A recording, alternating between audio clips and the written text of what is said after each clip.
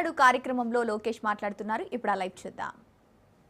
175 నియోజకవర్గాల్లో 164 స్థానాలు ఎన్డీఏ సొంతం చేసుకుంది. శ్రీకాకుళంలో 10 out of 10, విజయనగరంలో 9 out of 9, తూర్పు గోదావరి జిల్లాలో 19 out of 19, వెస్ట్ గోదావరి జిల్లాలో 15 out of 15, కృష్ణాలో 16 out of 16, గుంటూరులో 17 out of 17, నెల్లూరులో 10 out of 10, అనంతపూర్లో కూడా 14 out of 14.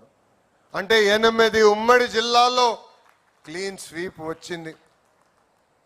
కడప జిల్లాలో కూడా 10 నియోజకవర్గాలకి 7 నియోజకవర్గాలు ఎన్డీఏ కైవసం చేసుకుంది. ప్రజలు ఆశతో మనం గెలిపించారు. వాళ్ళకి అహర్నిశలు కష్టపడాలని వాళ్ళు కోరారు. అందుకే ప్రజాప్రభుత్వం సుపరిపాలన అందిస్తుంది. ఎన్ని ఆర్థిక ఇబ్బందులున్నా ఇచ్చిన హామీలని ఒక పద్ధతి ప్రకారం మనం నిలబెట్టుకుంటా ముందరికెళ్తున్నాం. ఒక్క పెన్షన్ తీసుకోండి, భారతదేశంలోనే ఏ రాష్ట్రం ఇవ్వని విధంగా వృద్ధులకి 4,000 రూపాయల పెన్షన్ మన చంద్రబాబు నాయుడు గారు అందిస్తున్నారు. వికలాంగులకి 6,000, బెడ్కి పరిమితం అవుతే 15,000 రూపాయల పెన్షన్ మనం అందిస్తున్నాం. అన్నా క్యాంటీన్లు తిరిగి ప్రారంభించాం.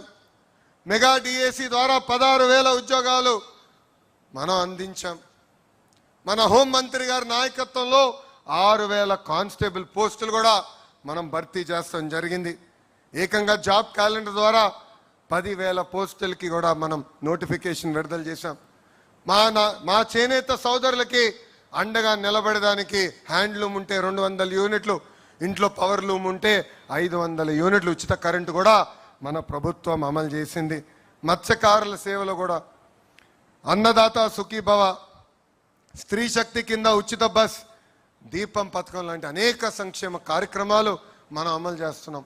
అంతేకాదు ఇంట్లో ఎంతమంది పిల్లలుంటే అంతమంది పిల్లలకి తల్లికి వందనం ఇచ్చిన ఏకైక ప్రభుత్వం మన ఎన్డీఏ ప్రభుత్వం.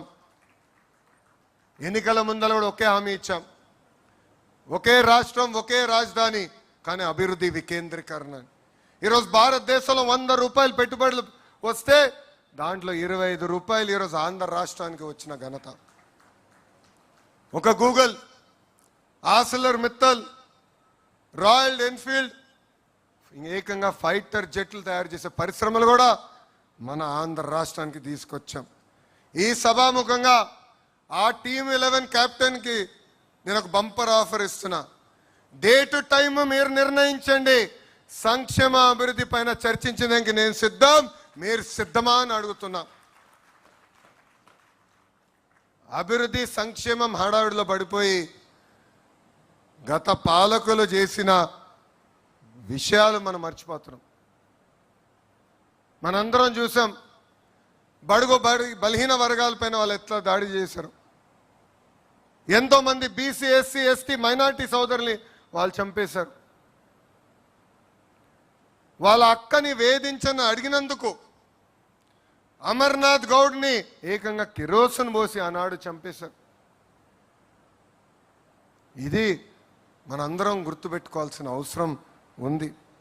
ఇంతేకాదు ఒక దళిత డాక్టర్ ఫేస్ మాస్క్ అడిగినందుకు సుధాకర్ గారిని చంపేశాడు.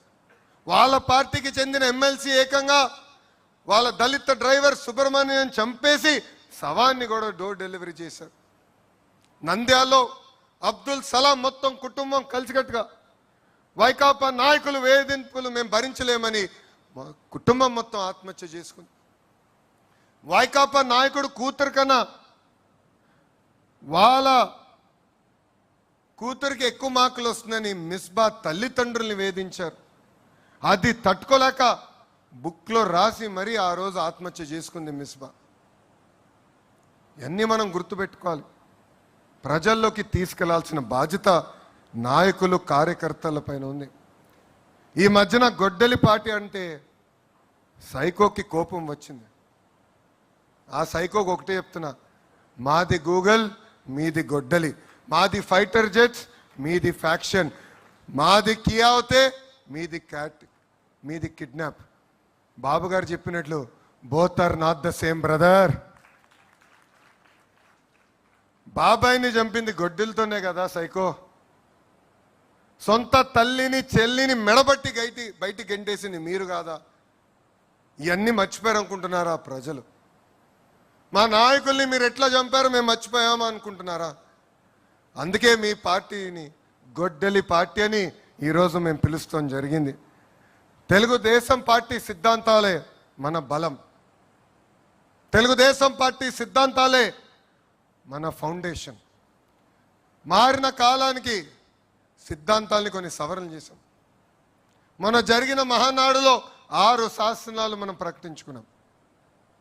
ఎప్పుడు ఏ నిర్ణయం తీసుకున్నా ఒక్కసారి కళ్ళు మూసుకుని 6 శాసనాల గురించి ఆలోచించాలని ఇక్కడున్న నాయకుల్ని, క్లస్టర్స్ ఉన్న కార్యకర్తలకి నేను పిలిపిస్తున్నా.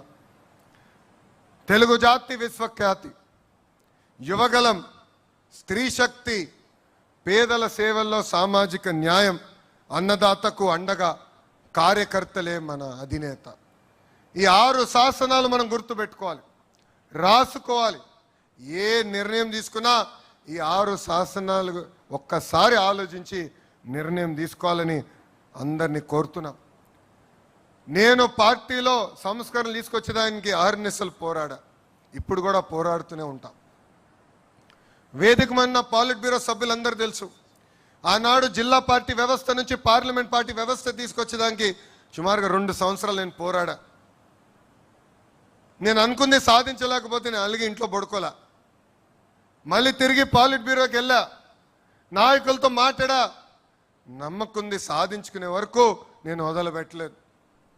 అంతేకాదు పాదయాత్రలు నేను నడిచినప్పుడు కార్యకర్తలు అందరూ నన్ను అడిగారు, పనిచేసిన కార్యకర్తలు మీరు గుర్తించాలని. అందుకే టెక్నాలజీతో జోడించి మై టీడీపీ యాప్ తీసుకొస్తే చాలామంది నన్ను అడిగారు, మై టీడీపీ యాప్ అవసరమా అని. కానీ ఈరోజు చూడండి, గ్రామ స్థాయిలో ఏ కార్యక్రమం జరిగినా ఎవరు పనిచేశారో ఎవరు పనిచేయలేకపోయారో పార్టీకి నేరుగా తెలుస్తుంది. ఈరోజు క్లస్టర్లో మనం మహానాడు ఏర్పాటు చేసుకుంటే దానికి ఎవరు వచ్చారు ఎవరు రాలేకపోయారు కూడా నేరుగా పార్టీకి తెలిసే పరిస్థితి. అందుకే పార్టీ చరిత్రలో ఎప్పుడు లేని విధంగా ఒక మండల్ పార్టీ అధ్యక్షురాలు శ్రీదేవి గారిని ఏకంగా పాలిట్ బ్యూరోకి తీసుకొచ్చిన ఘనత మన నాయకుడు చంద్రబాబు నాయుడు గారిది. అంతేకాదు పార్టీ ఆవిర్భావం నుంచి ఏకంగా సీటు పొత్తుల్లో పోయినా అండగా నిలబడి ఎక్కడ కార్యకర్తలు చెక్కు చెదరకుండా మా మంగళగిరి నియోజకవర్గంలో క్లస్టర్ ఇన్ఛార్జ్గా పనిచేసిన ధనంజయ్ గారిని కూడా ఏకంగా పాలిట్ బ్యూరోకి తీసుకొచ్చిన ఘనత మన నాయకుడు చంద్రబాబు నాయుడు గారు. నిజం గడప దాటే లోపల అబద్ధం ప్రపంచం చుట్టూ తిరిగి వస్తుంది. ఈరోజు మనం చూస్తున్నాం,